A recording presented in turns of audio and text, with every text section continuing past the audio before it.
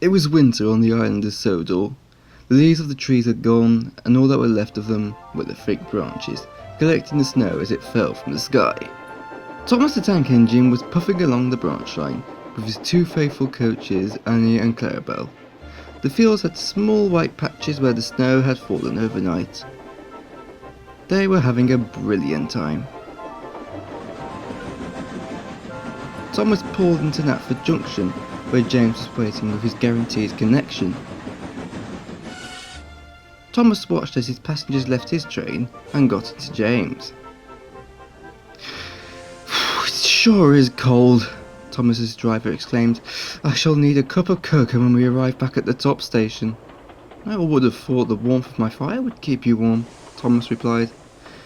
"It helps," his driver said, "but this winter is colder than usual. The weatherman said so." "People believe anything on television these days," Thomas said to himself. "Never mind, it can't be as bad as you exaggerate it to be." Later that day, Thomas was resting in the sheds when his driver returned, smiling. "I just had a brilliant idea," he said. Let's hear it," Thomas replied. "You know those reserved railways on the mainland, right? Well, they have this time of the season. They run these special Santa trains, in which they run the normal timetable, and then the children get to see Father Christmas. They sing carols, eat food, and everyone has a great time." That actually sounds exciting," Thomas said. "I thought you'd agree."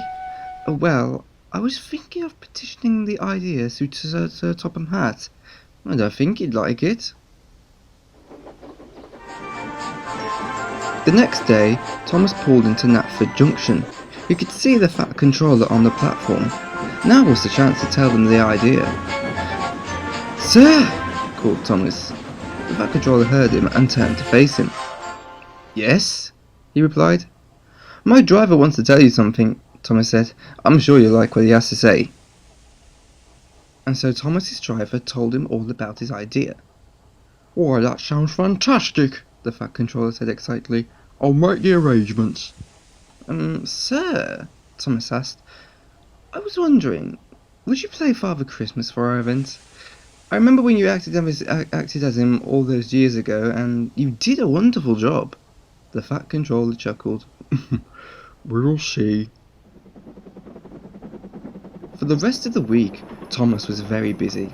He wanted to do all his jobs quickly so that he would be ready for the special event. "Steady on, Thomas," chuckled his driver. "There's plenty of time." "I can't help it," Thomas replied. "I'm just so excited. We've never had a Christmas train before." "So am I, Thomas," the driver said. "But we still have a branch line to run." Thomas agreed, and he was much smoother for the rest of the journey.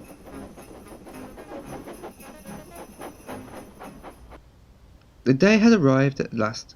Knapford Junction was packed with children and parents, all waiting for Thomas. "Look!" shouted one of the children. "Here's Thomas now!" Thomas puffed over the bridge and rolled into the platform.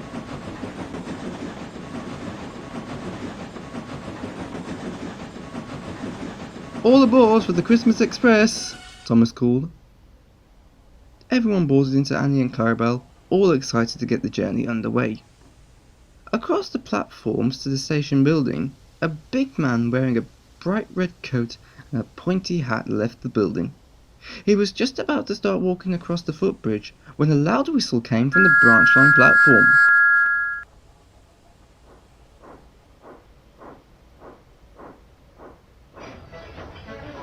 "Oh dear," the man said. "Wait, Thomas, wait!" But it was too late.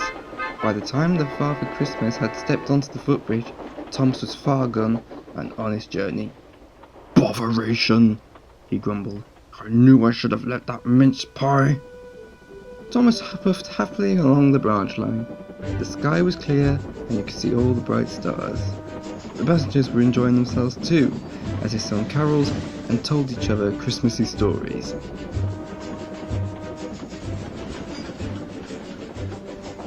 It wasn't long before they arrived at Farquhar. The station was decorated with lights and a Christmas tree stood in front of the building.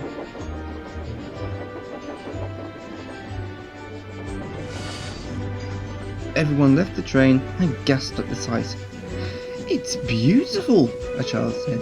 "Simply fantastic," an adult agreed. Everyone went into the station building, where there were more things to do.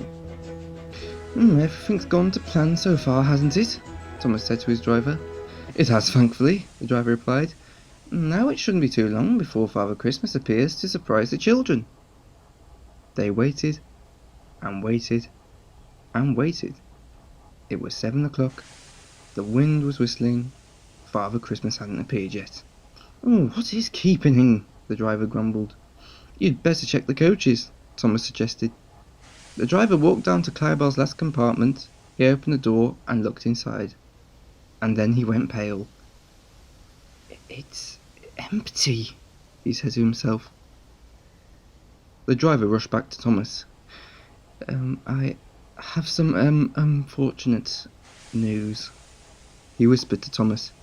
"Oh dear," Thomas said. "We've forgotten Father Christmas." "Yes," the driver said gravely, "and it's almost time for the passengers to go home. What shall we ever do?" Thomas and his driver thought for a moment. Then Thomas had an idea. "If you uncouple me from Annie and Clarabelle, we can rush back to Knapford Junction and get him." "But we'll never make it in time," his driver exclaimed. "The line is clear for tonight, so there should be no traffic," Thomas replied. But no buts. We have to try at least," Thomas said. "We mustn't disappoint the children. We mustn't." "All right, but we'd better get going." It was a swift moment to uncouple Thomas from his train, to run round them and head back down the line. "Don't worry, Father Christmas. We're coming to get you," Thomas called. Back at a dark and lonely Knapford Junction, the fat controller sat on the bench. He was freezing. Then he made a decision. "I've got to get home, otherwise I'll freeze into a statue." He was just about to head to the footbridge when he heard a whistle in the distance. Then coming round the bend, he could see Thomas, bunker first, rolling into the platform. "What do you call this?" the fat controller said. "Leaving me behind to freezing sub-zero conditions? Never mind about the cold," the driver said. "Hop in, we still have time." The fat controller hopped into Thomas's cab and they dashed out of the station.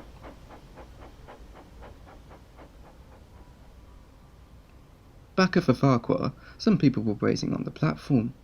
But Thomas wasn't there. "Where's Thomas?" someone said. "Where's Father Christmas?" another said.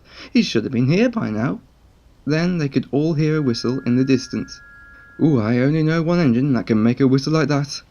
"It's Thomas!" a small child called as Thomas appeared into view. "And it's Father Christmas!"